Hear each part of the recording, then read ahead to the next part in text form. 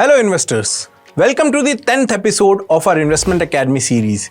In today's episode, we're diving deep into the nuts and bolts of the financial obligations you face when trading stocks in India. This means the costs and taxes.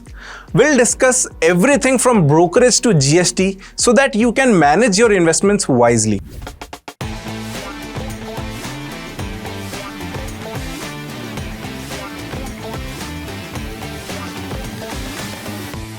Let's demystify these costs and ensure you're well prepared for your investment journey. First up, let's talk about brokerage. I explained in my previous videos about the role of brokers in the stock investments.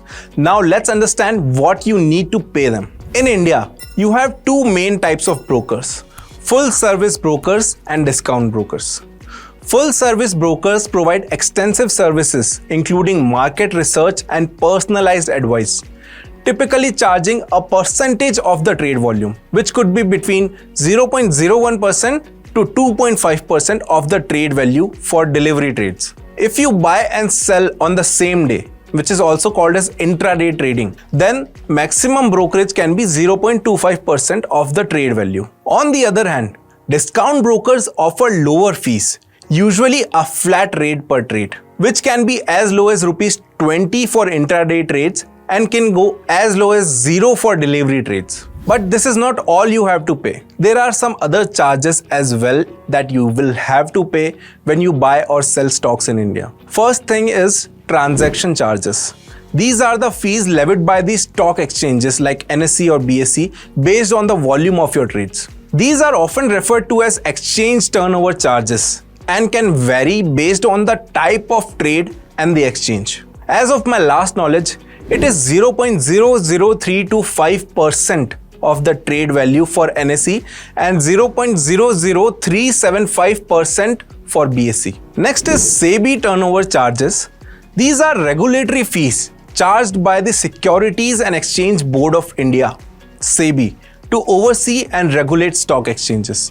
The fee is nominal, around Rs 10 per crore of total turnover, or 0.0001% of the turnover between buy and sell transactions. Next is stamp duty, which is charged by the state government and differs from state to state. It is a small percentage of the total transaction value and is charged on each transaction made on the stock exchange. It is a very small amount and depends on the state government. Another fee is the demat account charges. This includes charges for maintaining your demat account and transaction fees whenever shares are sold. The charges vary by broker but generally include a fixed fee per scrip per transaction, and some brokers do not charge this at all.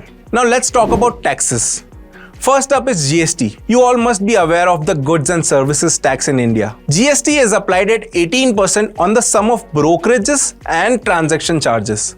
Let's say if your brokerage is 20 rupees and transaction charge is 1 rupees, then you will need to pay 18% of 21 rupees additionally as GST to the government. Another tax is STT, which is Securities Transaction Tax. STT is a direct tax charged on the value of securities transacted through an Indian stock exchange.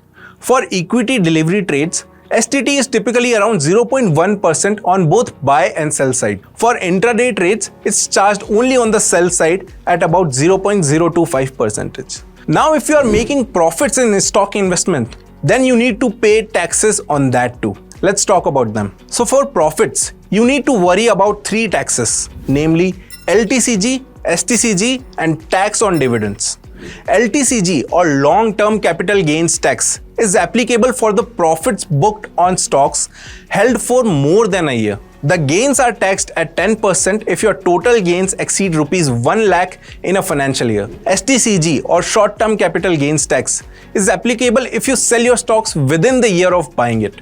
The profits are taxed at a flat rate of 15%. This is regardless of your income tax bracket. Lastly, dividends received from your investments were tax-free in your hands until recently. After financial year 2021, dividends are taxable in the hands of the investors at their applicable income tax rate. This comprehensive breakdown should give you a clearer understanding of what to expect in terms of cost and taxes when investing in stocks in India. Remember, a well-planned investment strategy should take into account all these costs and potential taxes to maximize returns. Stay tuned for our next video where we will explore more advanced concepts of stock market investing in India. Until then, happy investing.